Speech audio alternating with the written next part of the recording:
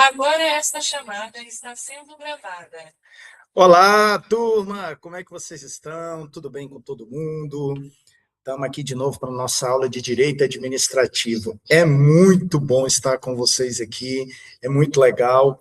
E, sobretudo, a gente está tentando construir um conhecimento justamente à luz do direito administrativo aplicado à administração pública. Então, a primeira questão que a gente tem que ver é que é direito administrativo aplicado à administração pública.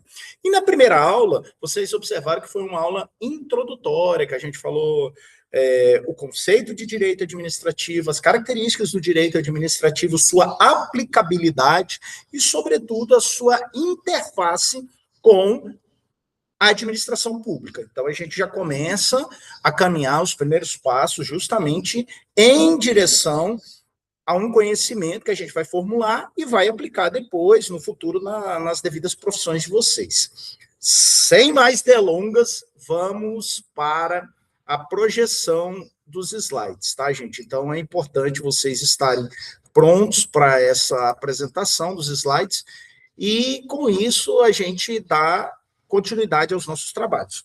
Lembrando, pessoal, que vocês têm a rota, aí vem o texto base, o material complementar, os slides e um exercício.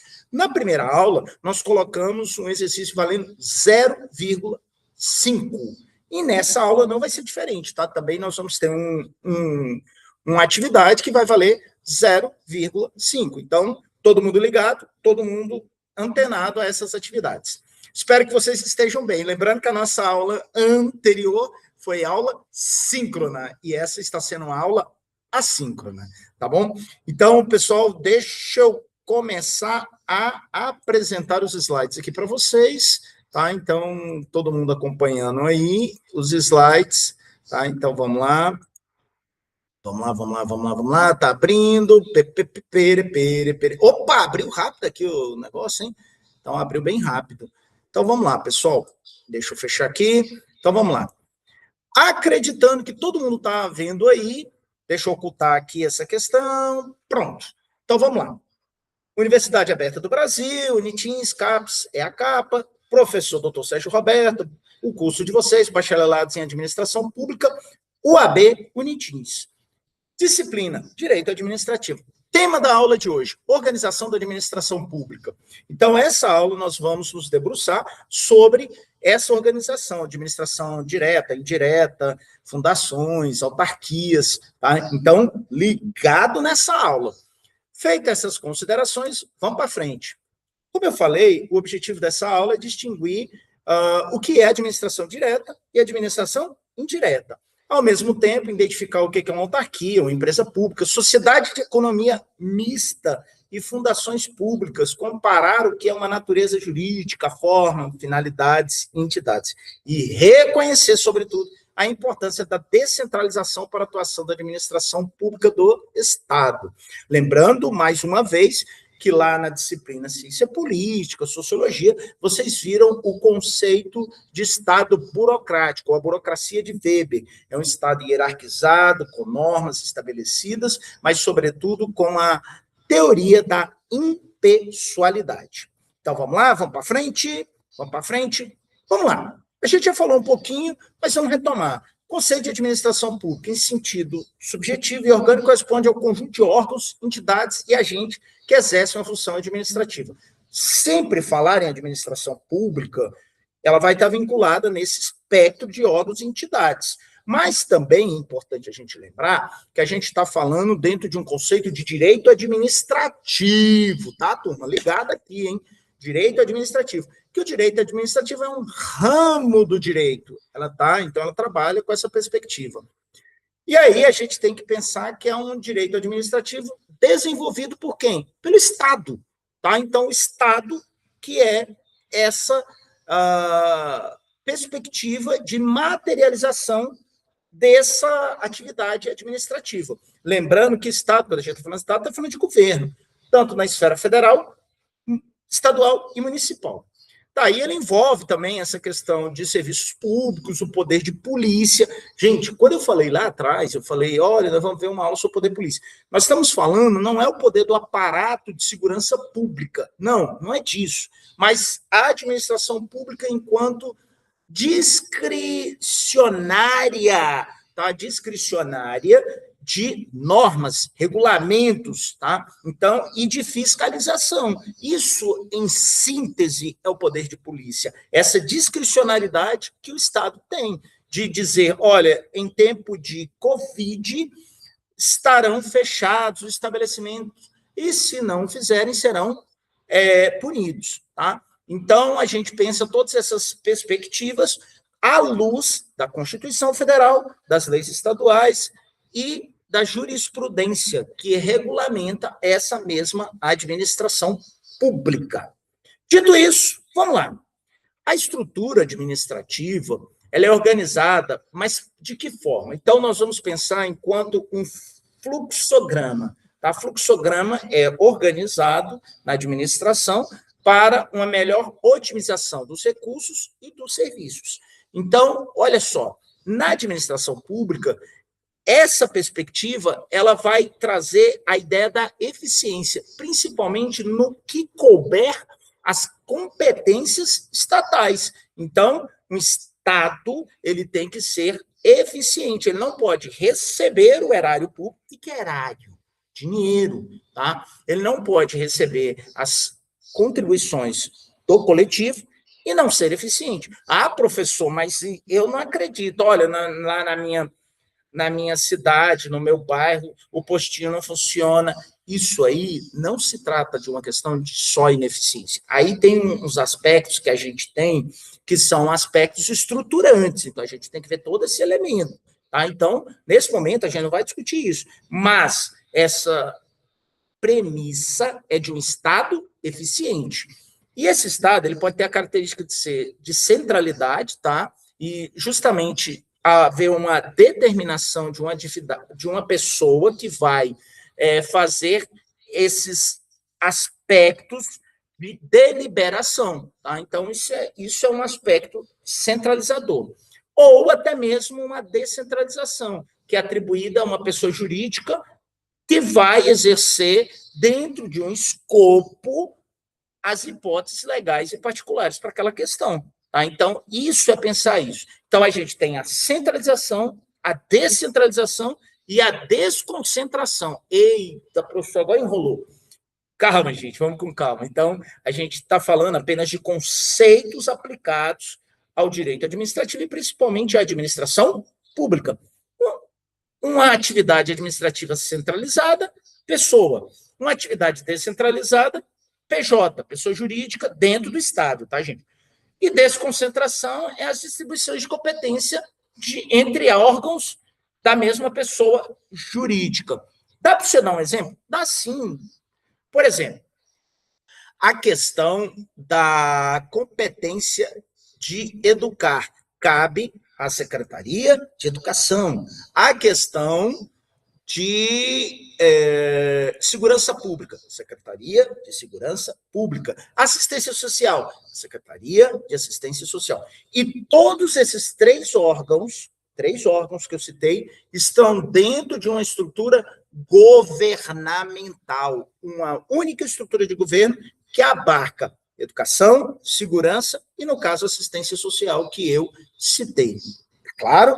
Então, tá. Então, a administração ela pode ser direta ou indireta. Tá? Ela tem essas características para trabalhar os aspectos das políticas públicas. Professor, respira. Então, vamos lá. Nós estamos trabalhando a questão do conceito de, novamente, resgatar o conceito de direito administrativo aplicado à administração pública. Falamos da questão das perspectivas de uma estrutura administrativa centralizada, descentralizada e, ao mesmo tempo, desconcentrada. Agora, nós vamos passar justamente para os modelos que são administração direta. Tá? Então, devagar, com calma, respirou, se ajeitou na cadeira e vamos lá. O que é uma administração direta? Ela é formada, vou falar bem devagar, tá, gente? Ela é formada pelos órgãos que integram as pessoas políticas, União, estados, Distrito Federal e municípios. De novo, grifou o conceito de administração direta. Integrada por pessoas ou entidades políticas, os entes.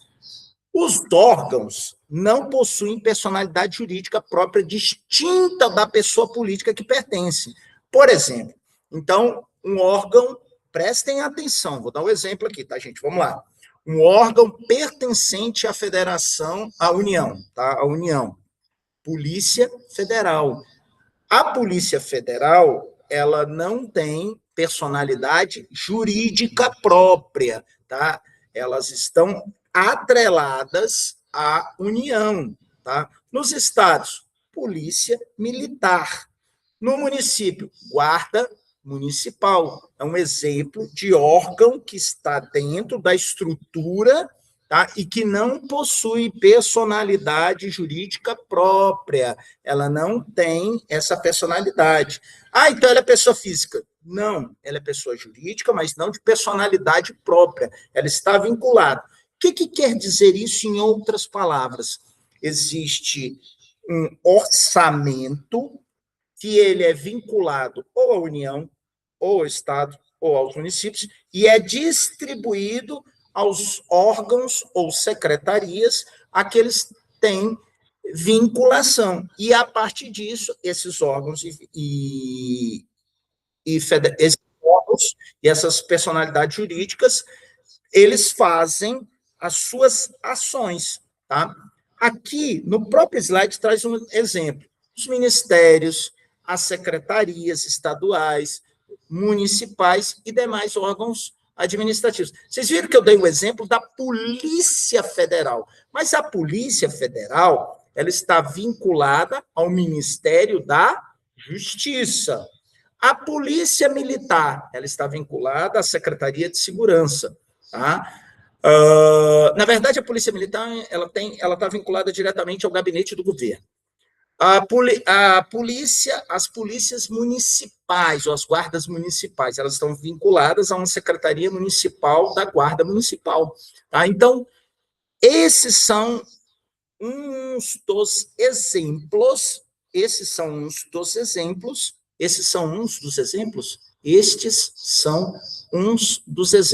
Está correto, eu estava tentando. Esses são uns dos exemplos que nós podemos atribuir à administração direta. Tá? A atuação ocorre de forma centralizada, embora possa haver desconcentração interna das competências. Veja o que eu falei. Por exemplo, vamos pegar o exemplo de novo da polícia, para ficar mais fácil vocês entenderem. Tá? Vamos lá. A Polícia Federal está vinculada ao Ministério da Justiça. Tudo bem? Tudo bem? Beleza.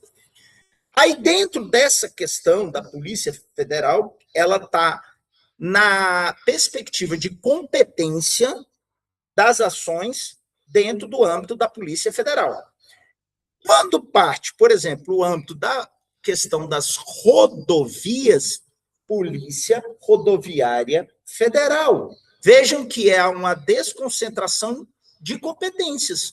Outro exemplo, além da Polícia Federal, a Polícia Federal, Polícia Rodoviária Federal, e um exemplo também são polícias penais. Pronto, está tentando lembrar e veio à mente. A Polícia Penal, ela está na competência de gerenciar o sistema prisional. E todas elas fazem parte de uma capilaridade, de uma teia que se chama segurança pública. Tá claro? Vinculada a quem? Ao Ministério da Justiça.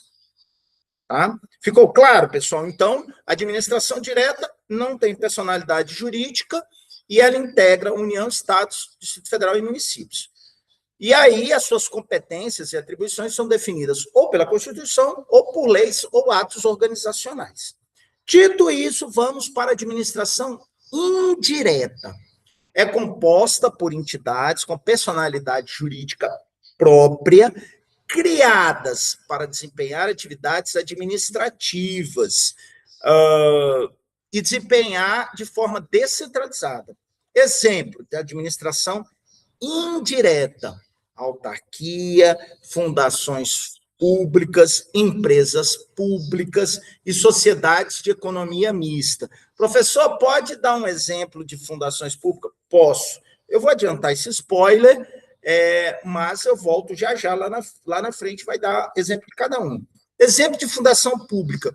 Fundação Palmares. Ela é responsável por ser difusora, por tutelar a questão das comunidades quilombolas, do patrimônio imaterial, de toda essa questão cultural que trata da questão da negritude do ponto de vista, enquanto ação pública vinculada também, e ela não é, aí, outra coisa, ela não é vincular, ela não tem ligação direta ao Ministério da Igualdade Racial, no caso, ela é uma fundação, tá?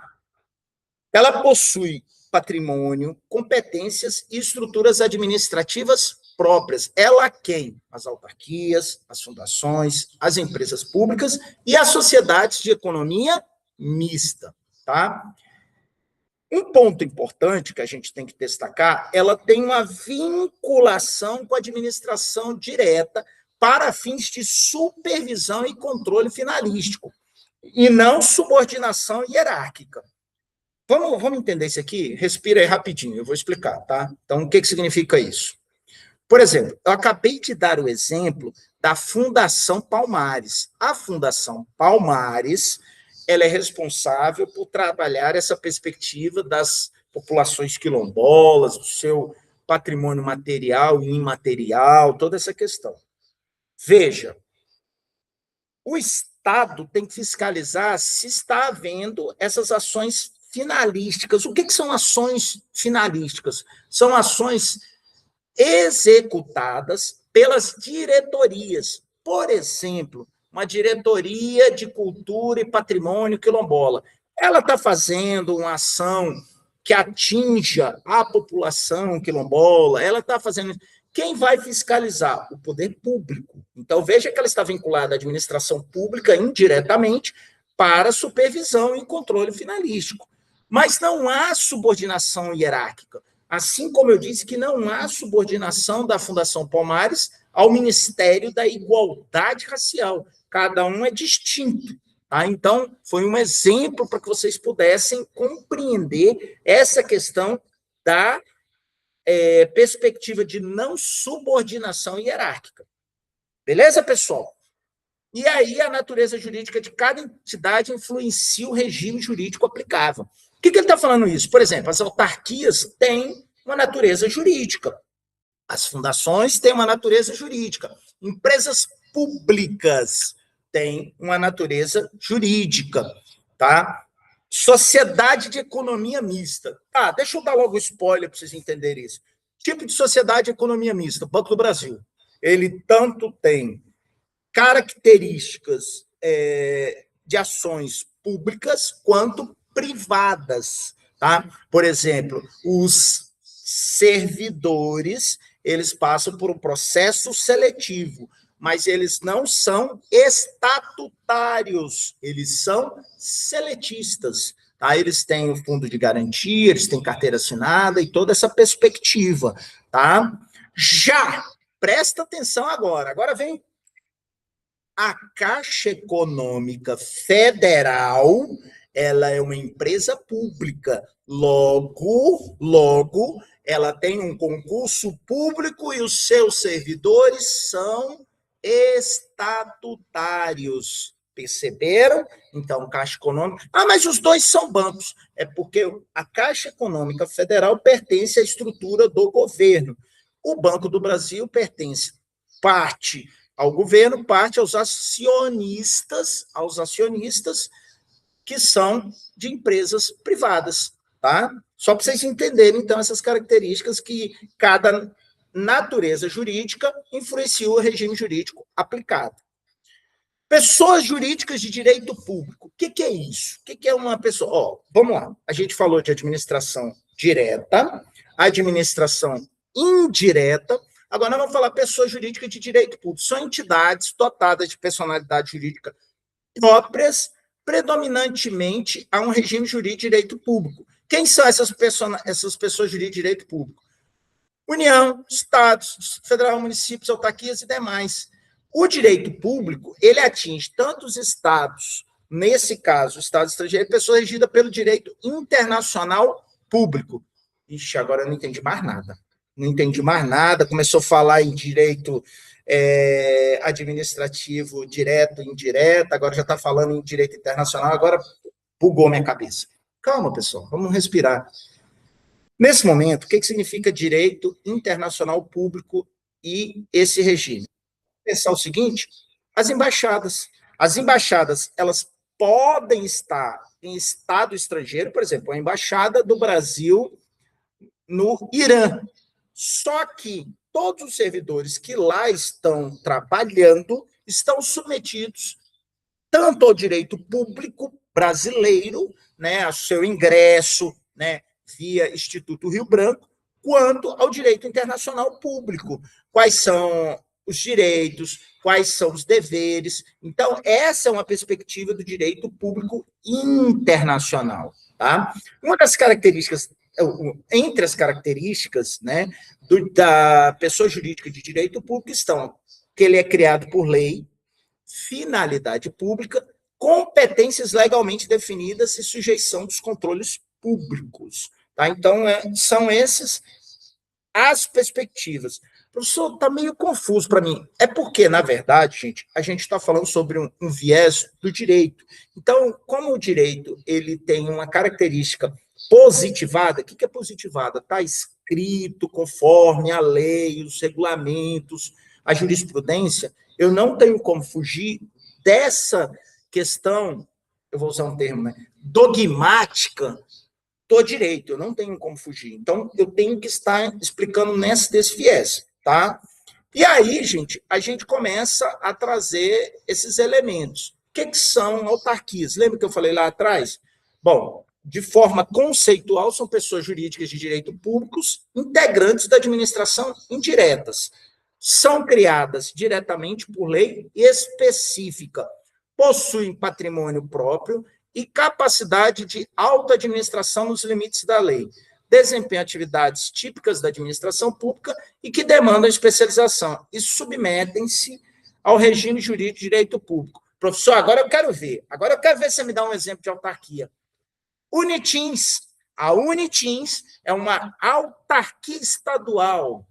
O FT, uma autarquia federal. E FTO, uma autarquia federal. Viu que ela foi criada por lei própria, tanto a UFT, e FTO e Unitins, que possui patrimônio e autodeterminação dos limites legais e que demanda especialização. Qual é a especialização dessas três entidades que eu citei? Educação, tá? E que existe um direito para cada uma delas, regime jurídico. Um regime jurídico estatutário para os servidores, para a sua administração, assim. Perceberam? Então, vamos continuar. Vamos lá. Empresas públicas são pessoas jurídicas de direito privado, integrantes da administração indireta. São criação dependente da autorização legal e posterior e constituição na sua forma. O capital é integralmente público. Eu já dei um exemplo de empresa pública. Podem adotar diferentes formas societárias juridicamente admitidas. Podem prestar serviços públicos ou explorar atividades econômicas, conforme a finalidade definida em lei. Atividade econômica, Caixa Econômica Federal. Outro exemplo, agora eu quero ver, o senhor falou Caixa Econômica, eu quero ver. Banco da Amazônia. Ah, só continua em banco, eu quero ver outro. Correios. O Correio é uma empresa pública. Percebam que ele presta serviços públicos. Tá vendo, pessoal? É nessa linha que a gente começa a desenrolar o fio. Tá? Então, nós estamos falando de exemplos de empresas públicas, mas que são integrantes da administração indireta. Sociedade e economia mista. Naquela hora eu matei a charada, mas vamos lá. São pessoas jurídicas de direito privado integrando. Sua instituição depende de autorização legal, são constituídas obrigatoriamente sob a forma de sociedade anônima, SA, e seu capital reúne recursos públicos e privados com controle acionário de poder público. É o caso, vamos lá, Banco do Brasil. Falando do Banco do Brasil, quero ver se você consegue outro. Petrobras. Petrobras é um exemplo de sociedade de economia mista. Tá? Ele pode atuar tanto na prestação de serviço e na exploração de atividades econômicas. Matamos a charada. Continuamos. Fundações públicas são entidades instituídas pelo poder público para desenvolver atividades de interesse social e coletivo. Atuam frequentemente em áreas como educação, cultura, pesquisa, saúde, desenvolvimento científico. Possui personalidade jurídica e integram a administração indireta. Pode apresentar personalidade jurídica, direito público, direito privado, e não tem como finalidade de exploração lucrativa. Falei para vocês no início da aula, Fundação Palmares, está ligada à cultura. Vamos lá, educação. A FAPT, tá? A FAPT é uma fundação do Estado que trabalha com a perspectiva de pesquisas e educação. Viram como são essas as Fundação do Esporte, tá? Fundação do Esporte é um exemplo também. Então, toda fundação que tenha características de desenvolver atividade de interesse social e coletivo e que não tenha finalidade de exploração lucrativa, caracteriza como fundação pública. Perceberam, pessoal? E aí, aqui uma rápida jogadinha, tá, gente? Então, vamos lá. Comparando as entidades. Autarquia, direito... aqui é só uma síntese, tá? Autarquia, direito público, criado por lei, atividade administrativa típica. Empresa pública, direito privado, capital integralmente público, forma societária. Olha aí, ó, o fechamento.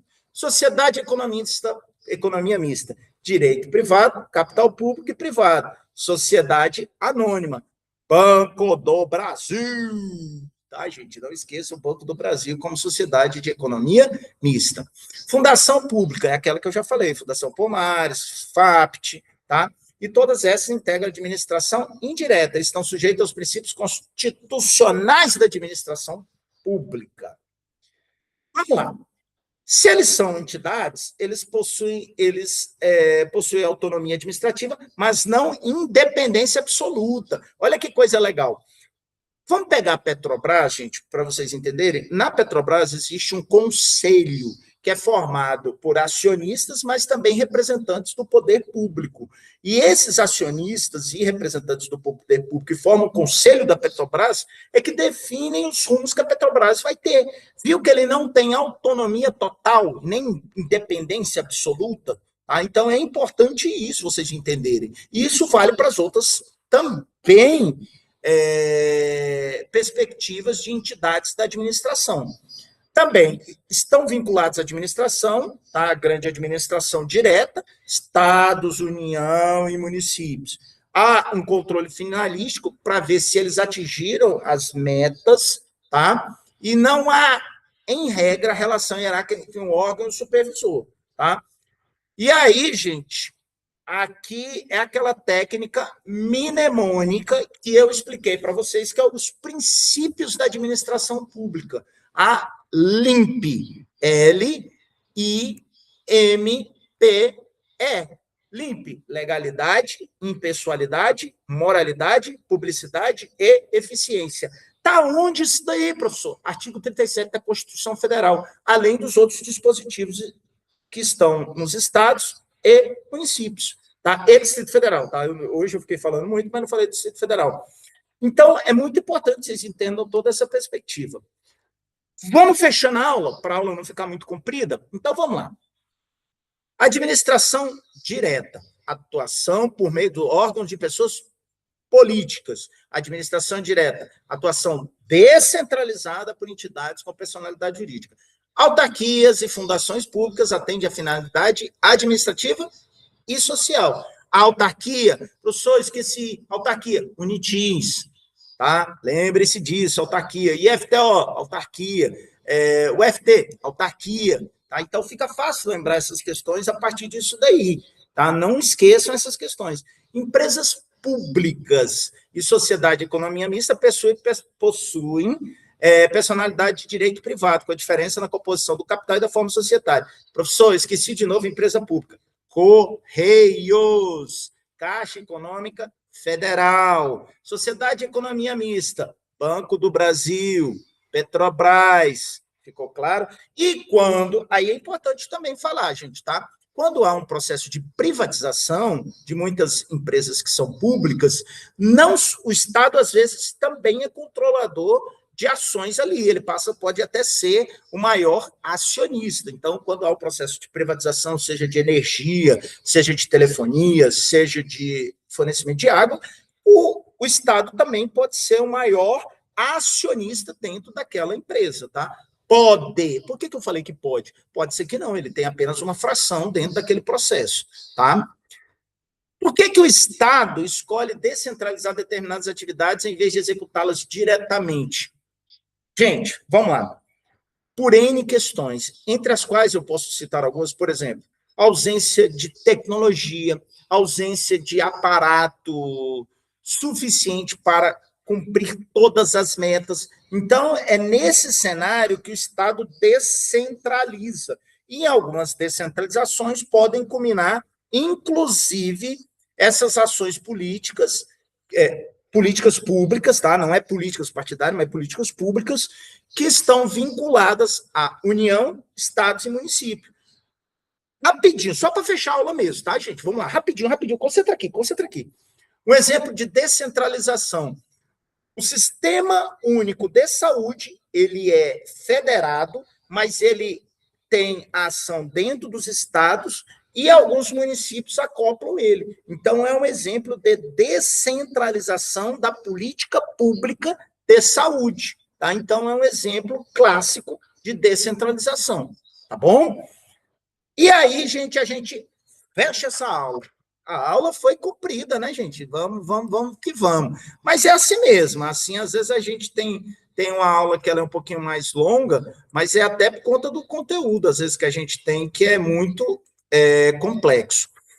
Gente, minhas orientações, tá? Minhas orientações são as seguintes. Primeiro, vocês vão ter um exercício lá, gente. É importante vocês estarem antenados a esse exercício. Esse exercício, eles são 5 questões, tá? Ele vai falar sobre centralização, descentralização, concentração.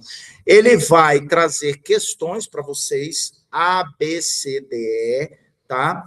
Leiam com muita atenção, tá? Leiam com muita atenção, porque as questões, às vezes, elas são parecidas, tá? Mas elas não são iguais. Por exemplo, quando a gente fala se a gente falar na criação de uma entidade com personalidade jurídica própria, caracteriza descentralização? Sim. Enquanto uma distribuição interna de competência entre os órgãos da mesma pessoa jurídica? Sim. Então, a gente está falando, isso é nada mais, nada menos que o conceito de desconcentração, tá? Então, se a gente falar nisso, a gente pode pegar um exemplo, tá, dessa criação de novos órgãos dentro da própria estrutura municipal. Então, fica ligado, as questões, elas não são difíceis. Agora, tenho que dizer a vocês, é claro, né, gente? Nós estamos fazendo questões modelo ENAD, tá, gente? Nós estamos fazendo questões modelo ENAD, que vocês precisam ler o texto, depois você tem uma questão A, B, C, D, E, e apenas alternativa correta, tá bom? Tranquilidade, vocês vão lá, agora vocês vão fazer o seguinte, vão ler o texto base, vocês vão ver os slides, assistir a gravação e ter um materialzinho complementar, que tem uma aula de uma professora curtinha do YouTube que eu deixei para vocês, tá bom? Gente, brigadão, obrigado pela atenção de vocês, valeu demais. E a gente vai ficando por aqui e na próxima aula eu vou falar mais um pouquinho de direito administrativo e vamos galgando degraus por degraus até a gente formular um grande conhecimento. Tá certo, pessoal? Muito obrigado, fiquem bem, tranquilidade, serenidade, e já deu tudo certo. Valeu, pessoal!